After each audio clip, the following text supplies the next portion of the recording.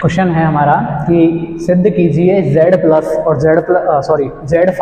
Z5 कैसे दिया गया है कि सेट ऑफ 0 1 2 3 4, यानी कि एक Z5 आपको कोई भी सेट दे रखा है, उसके अंदर आपके 5 एलिमेंट्स दिए गए हैं 0 1 2 3 4, इसलिए इसको क्या दर्शाया है, Z5 से दर्शाया कि संक्रिया, इसको बोलेंगे +5 बोल लीजिए, या फिर आप इस ऑपरेशन को चाहो तो हम बोल सकते हैं एडिशन मॉड्यूल के, हम बोल सकते हैं +5 के लिए एक क्रम विनिमय ग्रुप है जहां +5 निम्न प्रकार परिभाषित है, ठीक है ना, कि Z+ आपको दे रखा है और Z+ के लिए आपको एक ऑपरेशन दे रखा है +5 एडिशन मॉड्यूल 5 के लिए आपको इसे क्या बताना है, क्रम विनिमय ग्रुप बताना है, जहां पे X5 आपको किस प्रकार डिफाइन किया गया है, इस प्रकार डिफाइन किया गया है कि अगर आप A और B दो एलिमेंट लेते हो और ये दोनों एलिमेंट किसके एलिमेंट हैं, Z के एलिमेंट, Z5 के एलिमेंट है, अगर इन दोनों को लेते हो एडिशन मॉड्यूलो 5 यानी कि आपकी +5 संक्रिया को लगाते हो, तो +5 संक्रिया कैसी है कि अगर आप A और B इन दोनों को जोड़ते हो, ए और बी को यदि आपने जोड़ा और 5 से कम आया, याद रखना 5 नहीं 5 से कम है ना, 5 आएगा तो इस वाले पार्ट में जाएंगे हम, अगर इन दोनों का योग 5 से कम आता है तो इसकी वैल्यू क्या होगी, A+B ही होगी, यानी कि आपने दोनों को जोड़ा 5 से कम इसकी वैल्यू आई तो ये 5 ही रहेगी। जैसे कि आपने 1 और 3 दो एलिमेंट लिए Z5 के, इन दोनों को जोड़ा, कितना आ रहा है 4 आ रहा है, 4 5 से छोटा होता है, तो 4 5 से छोटा होता है, तो जो हमारी वैल्यू है वो 4 ही आ जाएगी। लेकिन आप दो एलिमेंट लेते हो, जैसे मैंने कोई भी दो एलिमेंट ले लिया, एक ले लिया 2 और एक ले लिया मैंने 4, यानी कि 2 और एक 4, दो एलिमेंट ले लिए, इन दोनों को यदि आप जोड़ते हो और वो वैल्यू आपकी 5 से बराबर या 5 से ज्यादा आती है, तो यहाँ पे कितनी आ रही है, 5 से ज्यादा आएगी। जैसे 2 और 4 लिया तो कितनी आ गया,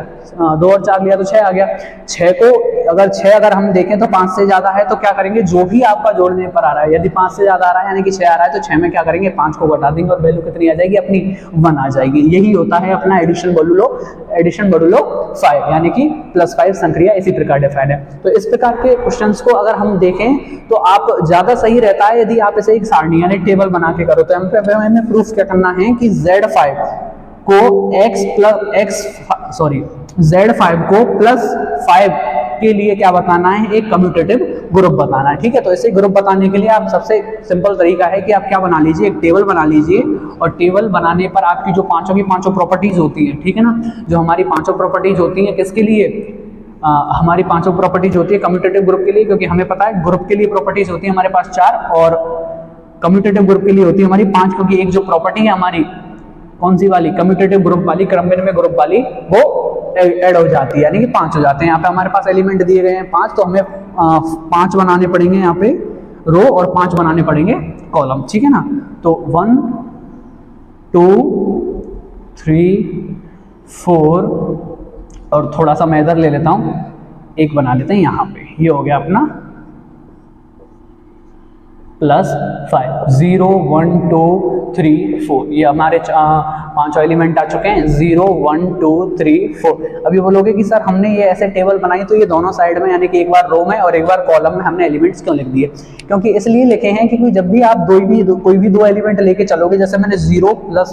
+5 1 अगर मैं यहाँ पे लेके चलता हूँ, तो एक एलिमेंट इधर और एक एलिमेंट इधर आपको लेके चलना है। अब ये आप इधर वाले एलिमेंट हाईएस्ट कितने एलिमेंट आ सकते हैं कि 0 आ सकता है, 1 आ सकता है, 2 आ सकता है, 3 आ सकता है, 4, तो 0 1 2 3 4 मैंने इधर की तरफ लिख दिए। अगली बार ये बोलोगे सर यहाँ पे 1 दे रखा है, तो 1 के अलावा भी एलिमेंट्स आ सकते हैं, बिल्कुल 1 के अलावा भी देखो पॉसिबिलिटीज है आपकी 0 1 2 3 4 आने की, तो 0 1 2 3 4 आने की। अब इनके हिसाब से जो हमारे कॉम्बिनेशन बनेंगे उसके हिसाब से हम क्या करेंगे, +5 ऑपरेशन लगा के और हमारा रिजल्ट निकाल लेंगे, ठीक है ना, ये हम चेक करेंगे। तो इसे चेक करने के लिए सबसे सिंपल तरीका है कि आप दोनों एलिमेंट्स को ऐड कीजिए, 0 और 0 पर जब आप लेके चलते हो तो 0 और 0 जब मैं ऐड करता हूं तो कितना आएगा, 0 और 0 होता है हमारा 5 से छोटा, तो एज इट इज यही वैल्यू इसकी आ जाएगी, तो यही वैल्यू आ गई हमारी। उसके बाद में 0 को 1 से ऐड करेंगे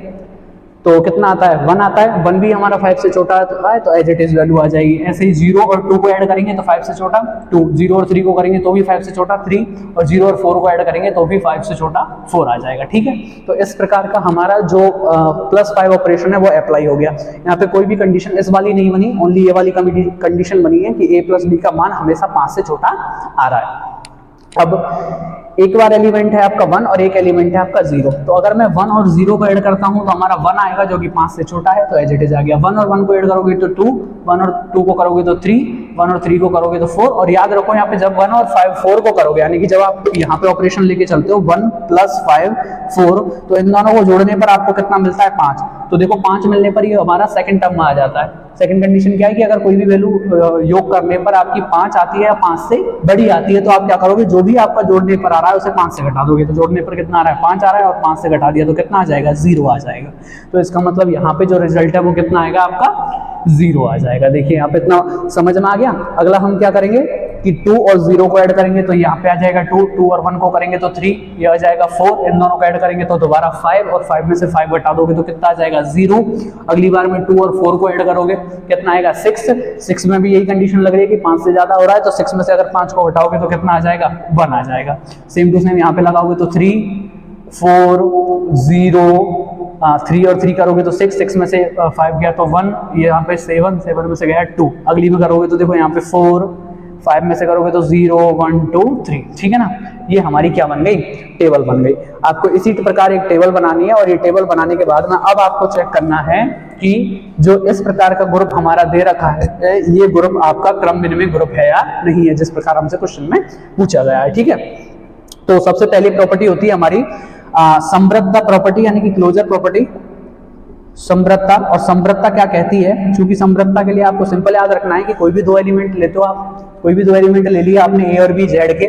और अगर उन पर ऑपरेशन लगाते हैं तो जो रिजल्ट आएगा वो हमारा उसी सेट में आना चाहिए जिस सेट के आप एलिमेंट लेके चलते हैं ना, जो सेट आपको दे रखा है। तो अगर हम यहाँ देखें तो मैंने ये जितने भी एलिमेंट है सारे के सारे Z5 के हैं, और Z5 के एलिमेंट्स पर यदि मैं +5 ऑपरेशन लगाता हूं तो ये सारे हमारे रिजल्ट्स आते हैं। और इन सभी रिजल्ट्स में से आप ऐसा कोई भी रिजल्ट नहीं बता सकते जो इस Z5 में ना हो, है ना। देखो आप अगर 0 देखोगे, 1 देखोगे, 2 देखोगे, 3 देखोगे, 4, यहाँ पे देखो हाईएस्ट 4 है, मिनिमम 0 है, तो 0 से 4 तक के सारे एलिमेंट इसके अंदर हैं। तो इसका मतलब ये कह सकते हो कि इसके जितने भी आपके रिजल्ट आ रहे हैं सारे के सारे Z5 के अंदर हैं। तो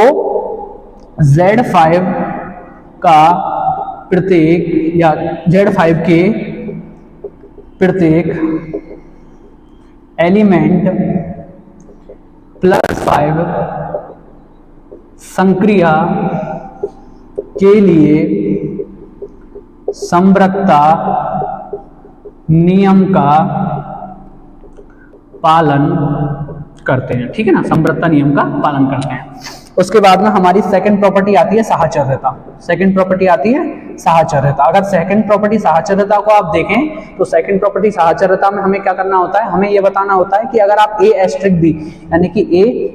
और यहाँ पे अगर हम ऑपरेशन देखें तो +5 है, तो ये होना चाहिए A +5 B +5 C, और ये हमेशा किसके बराबर आना चाहिए, A +5 B +5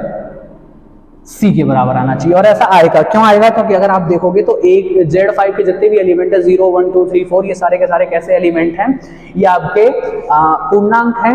धनात्मक पूर्णांक हैं। और अगर देखें तो प्राकृतिक संख्याएं, और प्राकृतिक संख्याओं पर अगर आप योग संक्रिया ही देखोगे, देखो ज्यादा से ज्यादा जो योग संक्रिया लग रही है, तो योग संक्रिया के लिए ये क्रम विनिमयता तथा साहचर्यता दोनों नियम का पालन होगा, ठीक है। और अगर वहां से अगर आपको नहीं लगता तो एक दो एग्जाम्पल उठा के आप यहाँ पे इसे चेक करके देख सकते हैं, ठीक है ना। जैसे अगर यहाँ पे देखें तो आप जैसे भी आपको ठीक लगे 2-3 एग्जाम्पल उठा लीजिए, ऐसे ही कमान 1, B कमान 2, C कमान 3 ले लिया, और फिर इन दोनों के लिए चेक कर लिया, एक दो कॉम्बिनेशन लेके आप इसे चेक कर सकते हैं। उसके बाद में हमारी नेक्स्ट प्रॉपर्टी आती है तत्समक अवयव की। उसके बाद में हमारी नेक्स्ट प्रॉपर्टी आती है तत्समक अवयव की। और तत्समक अवयव हम जानते हैं कि ऐसा अवयव, ठीक है, तत्समक अवयव के लिए प्रॉपर्टी हम जानते हैं कि ऐसा अवयव, तत्समक अवयव के लिए प्रॉपर्टी होती है कि ऐसा अवयव जिसके साथ किसी भी एलिमेंट का अगर आप क्या लेते हो, किसी भी एलिमेंट के साथ अगर उसका ऑपरेशन लेते हो तो वही एलिमेंट आपको दोबारा मिल जाता है। कि जैसे मैं 0 के साथ ऐसा किस एलिमेंट का ऑपरेशन लूं, किस एलिमेंट को लूं x5 के साथ में कि वही मिल जाए, कि आप बोलोगे सर 0 के साथ 0 को ले लो आपको 0 ही मिल रहा है, 1 के साथ आप 0 को लो आपको 1 ही मिल रहा है, 2 के साथ आप 0 को लो आपको 2 ही मिल रहा है, 3 के साथ आप 0 को ले रहे हो 3 ही मिल रहा है, 4 के साथ आप 0 को ले रहे हो 4 ही मिल रहा है। सेम इस तरह की, जैसे इसके लिए चेक कर लिया, कई बार उधर की तरफ भी चेक कर लेते, क्रम विनिमयता को तो पालन नहीं करेगा, इसलिए 0 को अगर 0 के साथ लिया तो 0 मिल रहा है, 0 को 1 के साथ लिया तो भी 1 मिल रहा है, 0 को 2 के साथ लिया तो 2 भी मिल रहा है, 0 को 3 के साथ लिया तो 3 मिल रहा है, और 0 को 4 के साथ लिया तो दोबारा 4 मिल रहा है ना। तो इसका मतलब यहाँ पे जो हमारा तत्समक अवयव है ना, तत्समक अवयव कितना आ जाएगा आपका, डायरेक्ट आप बोल सकते हो तत्समक अवयव है 0, और 0 ऑल्सो बिलोंग्स टू Z5, यानी कि तत्समक अवयव हमारे हर एक एलिमेंट के विद्यमान है। उसके बाद में इनवर्स एलिमेंट के लिए अगर आप देखो कि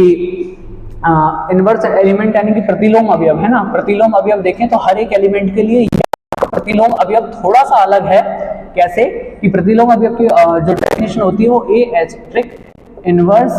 इक्वल्स टू ई, यानी कि ए के साथ में मैं कैसे एलिमेंट, कौन से एलिमेंट का इनवर्स, जैसे एक मिनट, कोई भी आपका अवयव दे रखा है ए, उसका आप इनवर्स लेते हो और ऑपरेशन के साथ लेते हो तो आपको क्या मिलेगा, तत्समक अवयव मिलेगा। चूंकि हमें पता है कि यहाँ पे तत्समक अवयव क्या है आपका 0 है, तो यानी कि आप